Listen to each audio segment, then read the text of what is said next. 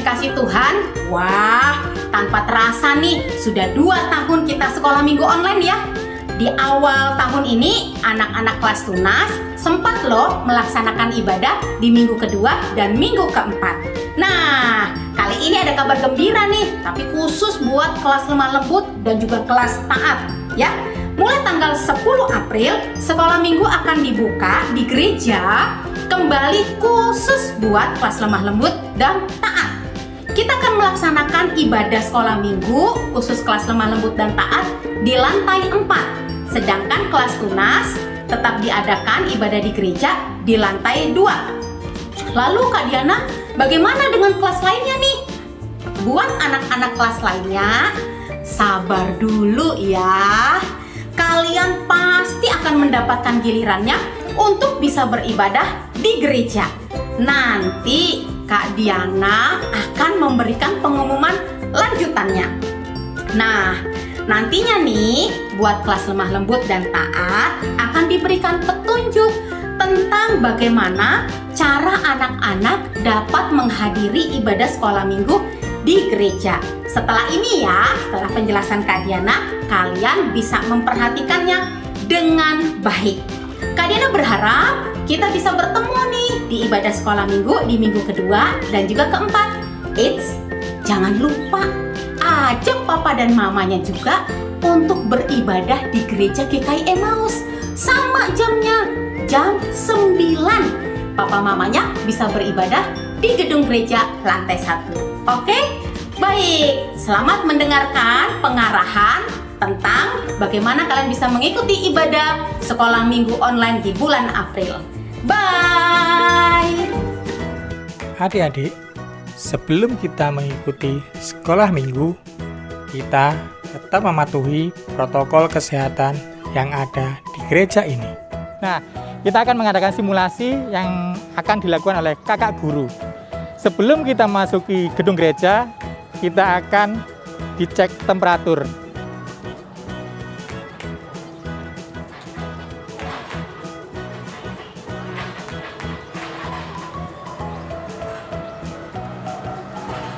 Kita di gedung gereja tetap memakai masker ya.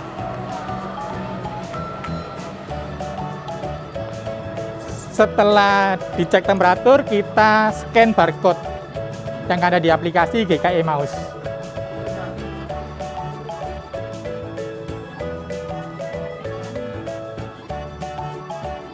Setelah itu kita akan cuci tangan sebelum masuk di gedung kebaktian.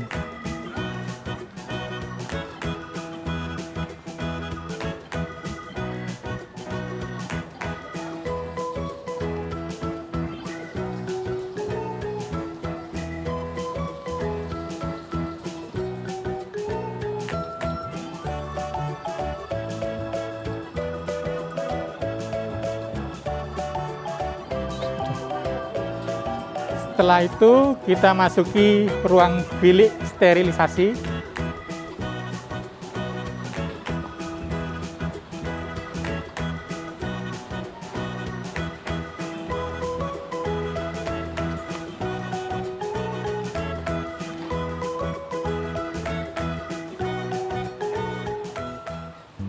Nah, sekolah minggu diadakan di lantai 4. Kita memakai lift maksimal 4 orang ya, tidak boleh lebih, jadi maksimal 4 orang. Selamat pagi. Ingat nomornya ya. Selamat paginya begini, selamat pagi. Nah, kita memasuki ruang sekolah minggu, adik-adik duduk sesuai dengan nomor kursi yang sudah adik pesan di barcode aplikasi GKI Emmaus.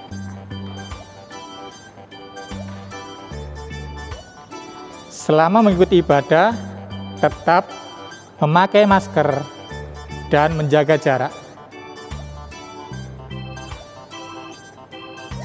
Selesai adik-adik mengikuti sekolah minggu, diharapkan langsung pulang dan tidak bergerombol.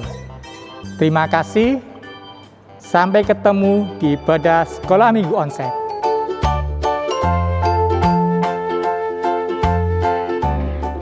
adik-adik, happy Sunday oh. Wah, hari ini Kak Mega akan menemani kalian beribadah sekolah minggu. Ada siapa lagi ya? Ada Kak Indah. Halo adik-adik. Juga ada Kak Dea. Halo. Sebelum kita mulai, kita berdoa dulu ya adik-adik. Mari kita berdoa. Teman-teman, mari kita satu di dalam doa. Ya Tuhan, terima kasih atas penyertaan-Mu selama seminggu ini. Tuhan, sebentar kami akan memulai ibadah kami. Kiranya Engkau sertai kami dari awal, pertengahan hingga akhir. Di dalam nama Tuhan Yesus kami telah berdoa dan mengucap syukur. Haleluya, amin. Yuk adik-adik, kita semua bangkit berdiri. Dari tadi nih Kak Mega lihat masih ada loh yang masih mager. Yuk kita semua mau bergerak. Kita mau semangat memuji nama Tuhan. Kita mau pemanasan. Kalian ikuti gerakannya Kak Mega, Kak Dea sama Kak Ida ya. Yuk. Dikepak-kepakkan tanganmu, digeleng-geleng kepalamu, agar badan sehat dan kuat untuk memuji nama Tuhan. Digoyang-goyang kaki kanan, digoyang-goyang kaki kiri, agar badan sehat dan kuat untuk memuji nama Tuhan. Goyang kiri, goyang kanan, putar ke kiri, putar ke kanan. Goyang kiri, goyang kanan, putar ke kiri, putar ke kanan. Dikepak-kepakkan tanganmu, digoyang-geleng kepalamu, agar badan sehat dan kuat untuk memuji nama Tuhan. Digoyang-goyang kaki kanan, digoyang-goyang kaki kiri, agar badan sehat dan kuat untuk memuji nama Tuhan. Goyang kiri, goyang kanan, putar ke kiri, putar ke kanan. Goyang kiri, goyang kanan, putar ke kiri, putar ke kanan. Yeay, kalian hebat. Kalian semangat sekali gerakannya. Harus gitu dong. Kenapa? Karena Tuhan sungguh-sungguh luar biasa mengasihi kita. Pokoknya gak akan berubah. Wah, kalau gunung-gunung itu beranjak gimana Kak Mega? Tetap kasih Tuhan tetap gak akan berubah. Kalau bukit-bukit bergoyang Kak? Sama. Tapi kasih setiamu tak akan beranjak dariku. Yuk kita sama-sama nyanyikan lagu ini.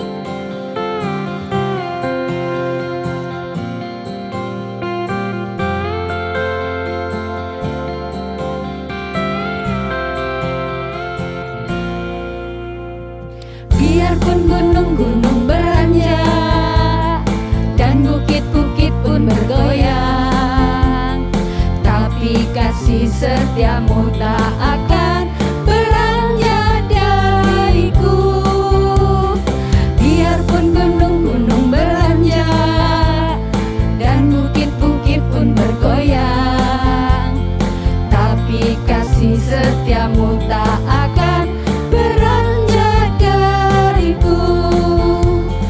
Tak akan beranjak, tak akan bergoyang, tak akan beranjak, tak akan bergoyang, demi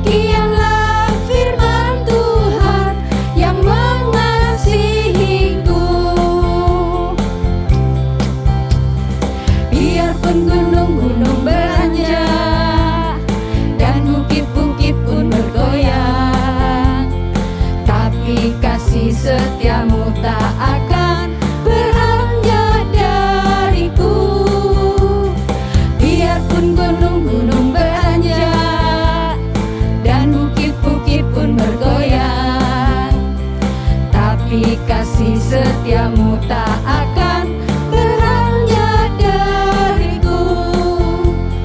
Tak akan beranjak, tak akan bergoyang. Tak akan beranjak, tak akan bergoyang.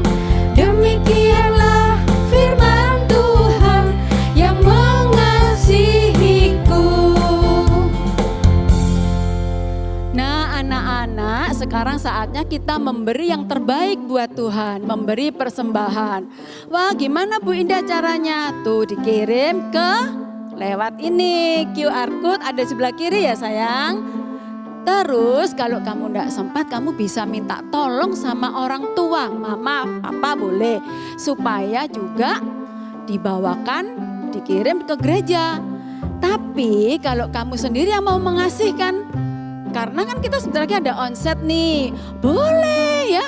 Yang penting kamu tetap memberi yang terbaik buat Tuhan. Hatimu yang bicara, oke?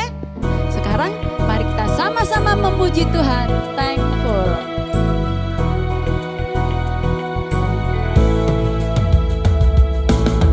I like to think about the goodness of the Lord. He gives me everything I need and so much more. So I just wanna lift my hand and say that I love Him. I just wanna lift my heart in prayer. I wanna be thankful. I wanna be grateful. I wanna remember everything that the Lord has done. I wanna be thankful. I wanna be grateful. I wanna be.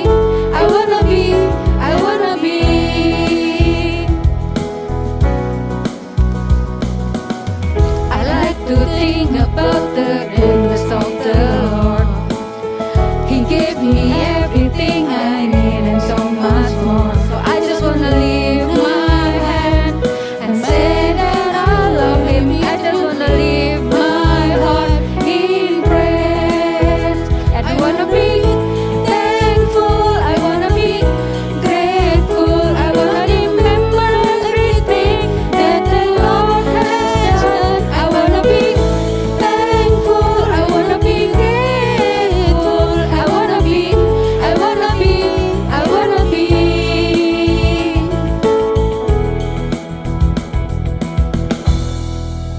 Nah, adik-adik, sekarang saatnya kita akan mendengarkan cerita firman Tuhan. Kalian sudah siapkan Alkitabnya? Oke. Kalau kalian sudah menyiapkan Alkitabnya, kita akan siapkan hati kita untuk sungguh-sungguh datang di hadapan Tuhan. Kita mau mengerti dan mengenal lebih dekat lagi tentang isi hati Tuhan. Kita mau nyanyikan Ajarku Mengerti.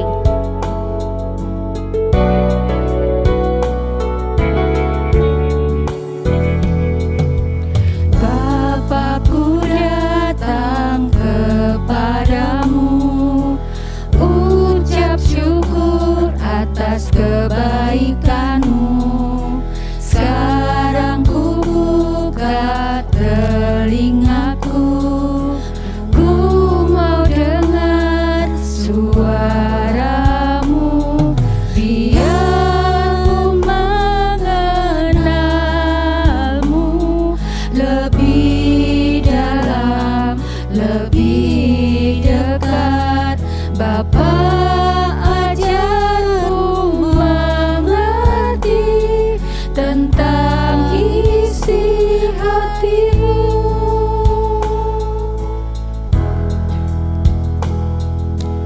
Bapakku datang kepadamu, ucap syukur atas kebaikanmu. Sekarang ku buka telingaku,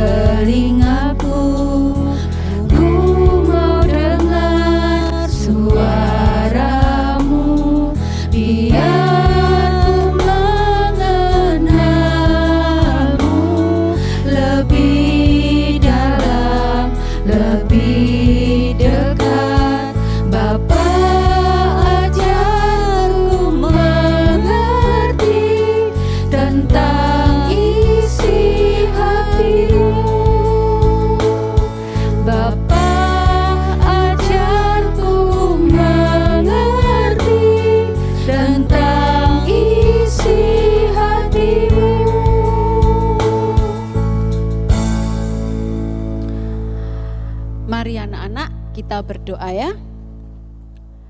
Bapa yang baik, kami sangat bersyukur boleh memberi persembahan hari ini. Semua itu adalah berkat dari Bapa buat kami semua. Kami ingin memberikannya karena Tuhan sudah memelihara kehidupan kami setiap hari. Setiap saat Engkau selalu ada dan dekat. Karena itu juga biarlah persembahan ini diberkati oleh Bapa sehingga boleh menjadi berkat buat banyak orang melalui gereja kami Emmaus. Terima kasih ya Bapa. Juga sebentar lagi kami mau mendengar firman-Mu. Kami mau menyenangkan hati-Mu. Kami mau memberi hati kami supaya hati kami juga menjadi tanah yang subur. Sehingga firman yang kami dengar ini, yang kami pelajari juga, kami boleh merenungkannya meskipun kami masih kecil.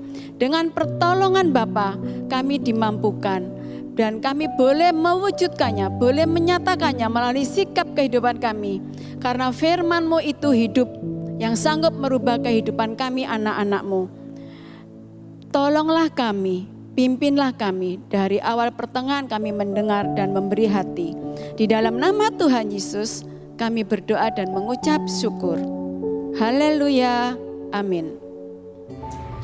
Hei kawan, tahan sakitnya ya. Saya yakin kamu sebentar lagi pasti sembuh. Ayo teman-teman, kita angkat lagi. Aduh, ternyata kamu berat juga ya. Tapi tidak apa-apa deh, kami akan berusaha sekuat tenaga. Pokoknya kita harus sampai ke tempat itu. Tempat itu satu-satunya jadi harapan kita.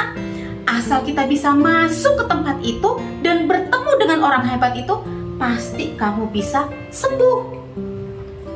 Nah, anak-anak yang dikasih Tuhan, begitulah keempat orang itu terus memberi semangat kepada temannya yang lumpuh. Wah, sungguh beruntung orang itu karena dia memiliki teman yang sangat baik. Siapakah dia? Ceritanya nih pasti seru. Karena itu kita siapkan hati kita untuk mendengarkan kisah ini. Anak-anak bisa membuka dari Injil Markus pasal yang kedua ayat 1 sampai dengan ayat ke-12 ya. Nah, anak-anak yang dikasih Tuhan, di pasal yang kedua ini dikisahkan bahwa Yesus kembali ke Kapernaum. Ketika Yesus kembali ke Kapernaum, orang-orang itu berkerumun. Mereka datang kepada Yesus sampai rumah itu penuh sesak. Tidak ada lagi tempat di sana. Sebenarnya saat itu anak-anak yang dikasih Tuhan, orang-orang itu mencari Yesus datangnya dengan macam-macam tujuan. Ada yang memang ingin mendengar firman Tuhan, namun ada juga nih yang datang karena ingin disembuhkan. Karena apa? Mereka sudah mendengar bahwa Yesus itu bisa sembuhkan penyakit. Yesus itu bisa mengusir roh jahat. Jadi kalau mereka datang nih kepada Yesus dalam keadaan yang sakit, wah pasti nih mereka juga akan mendapatkan kesembuhan. Yesus tentunya tahu motivasi atau tujuan dari semua orang yang datang pada saat itu. Banyak sekali orang yang berkerumun. Jadi Yesus menggunakan situasi yang ramai itu untuk apa anak-anak? Untuk mengajar dan juga memberitakan firman Allah. Nah, anak-anak, ternyata di luar sana ada yang sudah kelelahan menggotong orang yang sakit lumpuh. Dan sekarang raut muka mereka begitu lelah dan tampak kusut karena melihat keadaan yang sepertinya tanpa jalan untuk bisa masuk. Di saat kaki mereka sudah lelah dan mau melangkah mundur untuk pulang saja, tiba-tiba Kak Diana mencoba membayangkan nih ya, mungkin saja percakapan mereka seperti ini. Aha, kita masih punya kesempatan teman-teman. Kesempatan apa ini? masih ada satu jalan yang bisa kita gunakan untuk berjumpa dengan Yesus dan tetap bisa membawa kita, teman kita ini yang sedang sakit. Wah, betul sekali. Hebat, luar biasa. Kenapa hal itu tidak terpikir oleh kita sebelumnya ya? Yuk, mari kita bongkar atap rumah itu dan kita turunkan teman kita itu supaya bisa berjumpa dengan Yesus. Anak-anak yang dikasih Tuhan, pada zaman itu bentuk rumah tidak tinggi dan atapnya datar, sehingga bisa dicapai dengan tangga yang dipasang di salah satu dinding rumah. Atap rumah biasanya dijadikan tempat untuk menyimpan barang-barang. Nah, orang-orang yang membawa orang lumpuh itu naik dengan tangga di luar sampai ke atap rumah. Lalu apa yang dilakukan? Menurut firman Tuhan ini, mereka memindahkan bagian atap rumah dan menurunkan orang lumpuh itu ke dalam ruangan. Karena atap yang rendah, tentunya tidak butuh waktu yang lama untuk bisa menurunkannya dari atas dan hingga sampai ke hadapan Yesus. Wah, luar biasa sekali ya. Tindakan yang mereka lakukan menunjukkan kekuatan iman mereka. Mereka sangat percaya bahwa Tuhan Yesus bisa bertemu dengan teman mereka dan akhirnya menyembuhkan temannya yang sakit lumpuh. Yesus sangat senang melihat keyakinan daripada 4 temannya itu. Lalu Yesus berkata kepada orang yang sakit lumpuh ini, "Hai anakku, dosamu sudah diampuni." Anak-anak yang dikasih Tuhan, mengapa Yesus mengatakan hal ini? Mengapa Yesus tidak langsung mengatakan, "Hai anakku, bangkitlah dan berjalanlah," sehingga membuat orang-orang Yahudi bertanya-tanya. Anak-anak yang dikasih Tuhan, orang-orang Yahudi itu selalu mengkaitkan dosa dengan penderitaan. Mereka itu berpendapat bahwa jika seseorang menderita, maka pasti orang itu telah berbuat dosa. Masih ingat kisah Ayub? Pasti pada masih ingat ya. Dengan penderitaan yang dialaminya, di mana para sahabat-sahabatnya pun berpendapat bahwa Ayub menderita pasti karena dosanya.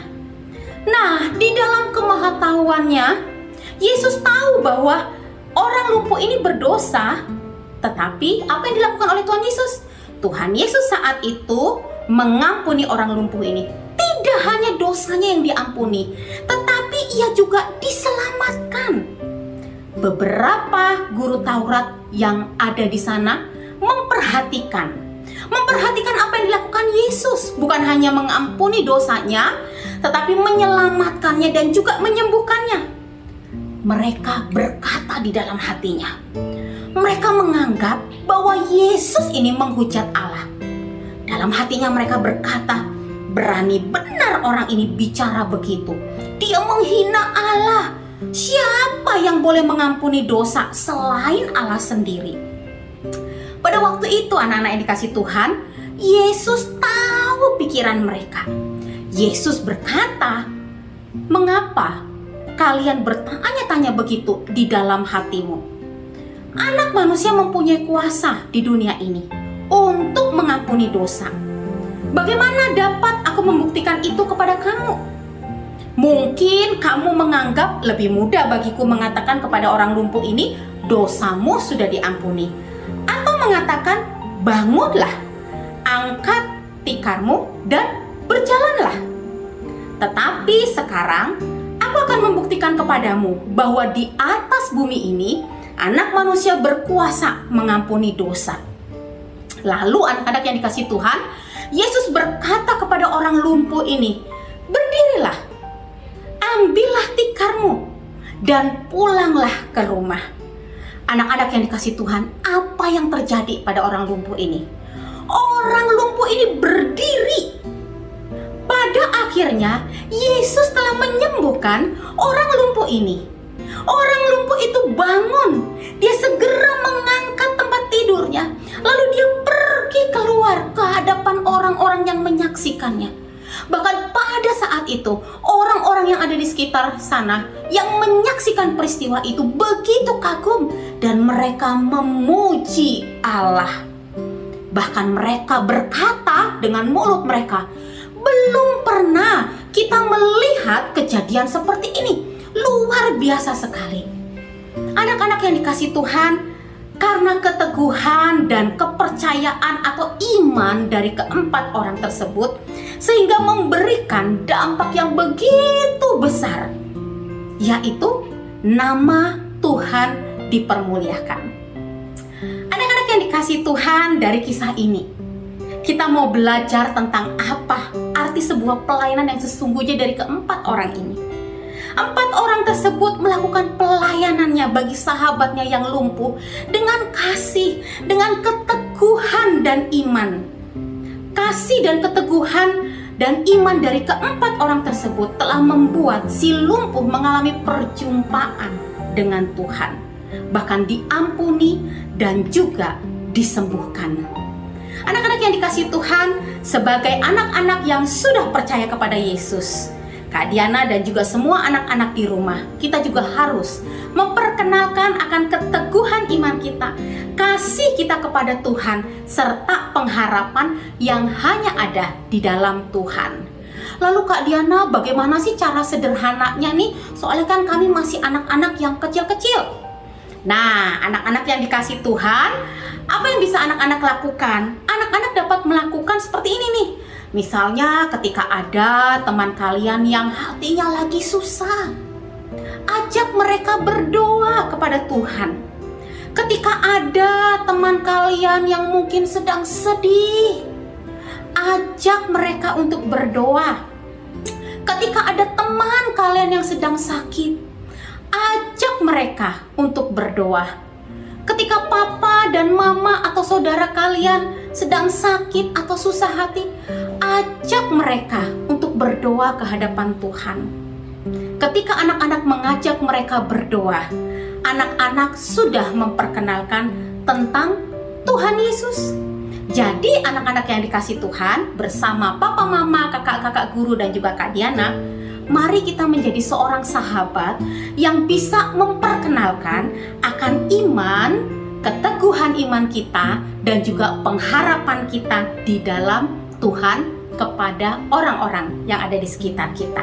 Karena itu, selamat menjadi berkat ya buat teman-teman, buat siapapun yang Tuhan percayakan hadir dalam hidup anak-anak dan juga hidup Kak Diana. Mari kita tundukkan kepala, kita mau berdoa. Tuhan, terima kasih kami sudah membaca dan juga mendengarkan firman Tuhan. Kami diingatkan kembali bahwa kami bisa dipakai Tuhan untuk memperkenalkan tentang Tuhan Yesus. Secara khusus kepada teman-teman kami yang mungkin memiliki masalah-masalah, teman-teman kami yang mungkin sakit, biarlah kami bisa menjadi sahabat mereka yang memperkenalkan Tuhan